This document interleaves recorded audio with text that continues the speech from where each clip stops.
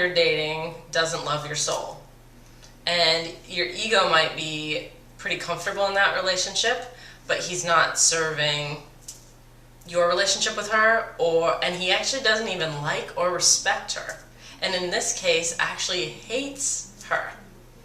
And so this is like a really common thing. If what we're doing here is really embodying our souls, if we're trying to really be our souls here, then it's totally crucial that the relationships that we're in are serving that relationship, us with our higher selves.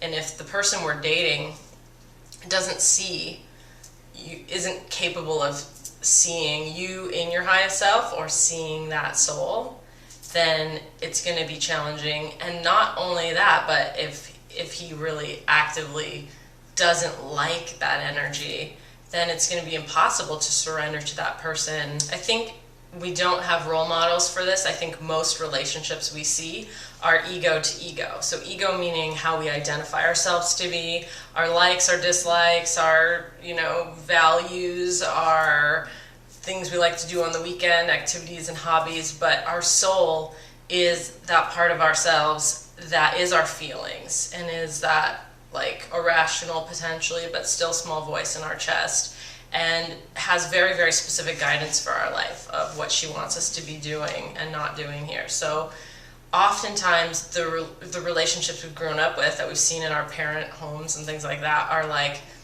usually not soul to soul relationships, but much more ego to ego or survival, like this person can help me because they're making money for me, or they're helping me because they're doing these specific things. So it's about doing and not being.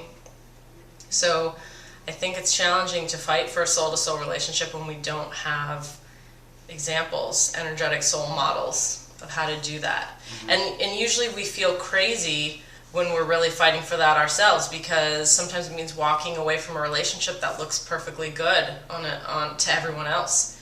And especially when there's so much fear around dating these days, like so many of the women in particular that I speak with just have this deep, incredible fear, like they're not going to find a man, let alone their soulmate man. But it feels often that when we're not with our soul, then it's really hard to attract a soulmate man into our lives. The best way we can start to attract that person is by really honoring and nurturing that relationship with ourselves. And it gets really complicated. So because there's so many programs and agendas around us of other people's take on what we should or shouldn't be, our inner gremlins that tell us, who do you think you are to be this goddess self, or whatever. There's a myriad of serious and real energies that want to block our relationship with our soul. So some of those energies are the media around like this fear, instilling this fear of like lack, that we're not going to find a soulmate, we're not going to find love, and we've got to do it by this specific period of time, and all that pressure is so real. I think especially for women that it makes it really hard to listen to your soul's guidance about, should I go out on this Friday night or should I stay home and read a Marion Woodman book? Should I, go on this date with this guy? And then you can feel energetically to people before you even meet them. Even if it's a blind date, you can learn to talk to your soul and ask her, does she like the energy of this person you're going to go on a date with this Friday night?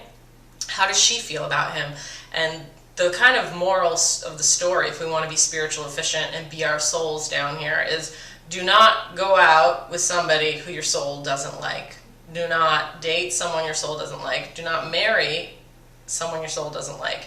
You want to be trying to find a relationship where that person can see your soul, and if not see, they honor your relationship to your soul. But ultimately what you're looking for is someone who your soul really likes and approves of, because you cannot surrender sexually and open to this person if your soul doesn't trust their energy.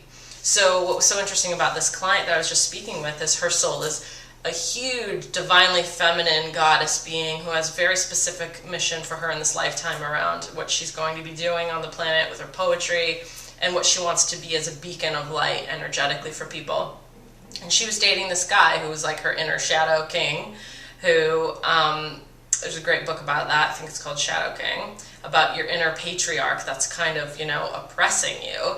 And she was dating this guy hoping maybe she could open him up. And he was also, this is also really common, really intellectual and talking about the feminine.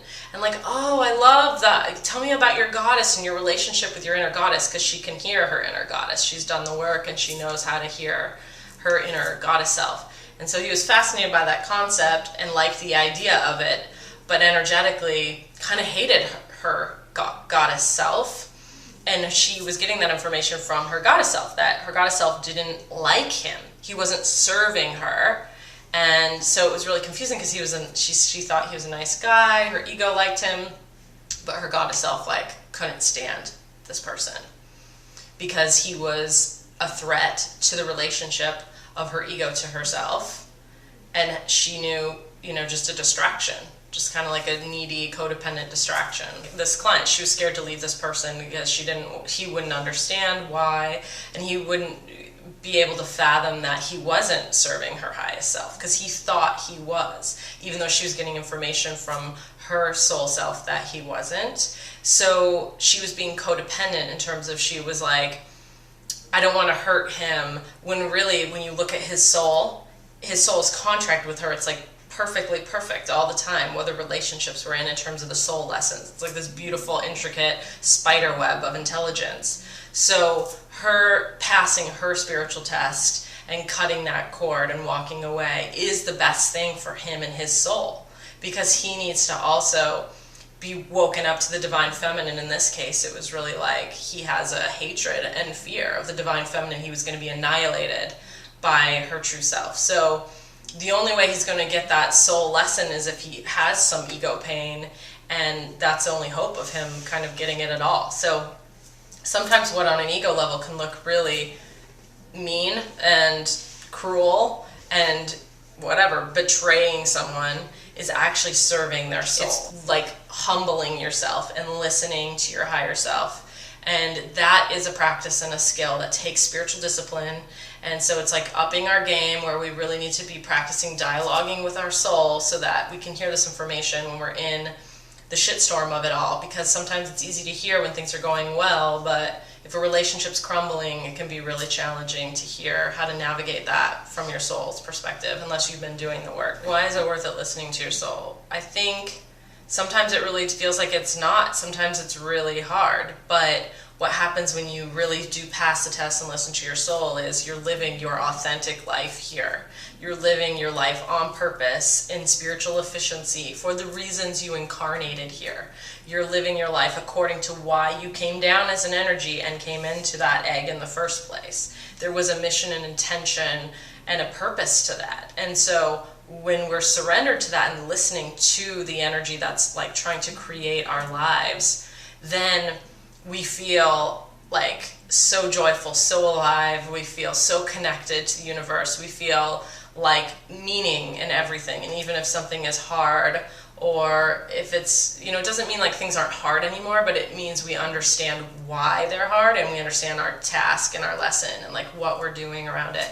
So it just wakes us up to being fully ourselves, present, alive, the beauty of life. It's the beauty way, and just following what you find to be the most beautiful on the planet, and being that for the planet and for everybody here. So it's worth the effort. It's worth the journey. And it's about getting out of our spiritual tantrums and really surrendering and being mature spiritual beings around why we came here in the first place.